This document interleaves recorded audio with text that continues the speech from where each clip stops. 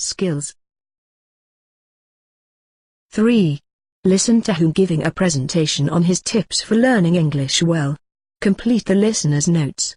Use no more than 3 words for each blank. My tips to learn English well are not complicated. Firstly, I usually read stories and books in English. Reading them helps me widen my vocabulary and understand the context where words are used.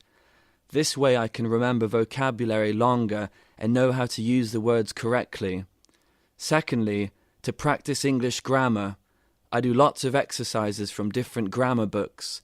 I find Grammar in Use and Active Grammar useful because they explain grammar thoroughly and provide learners with various types of exercise. Thirdly, I take every opportunity to speak and write English because these are my weak points. I've joined an international project which connects students from all over the world.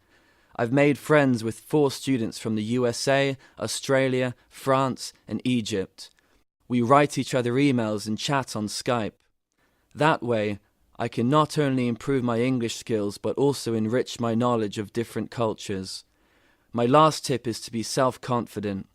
Don't be afraid of making mistakes in the process of learning. In class, you should take part in the activities actively. If there are any things you don't understand, ask your teacher and classmates for help.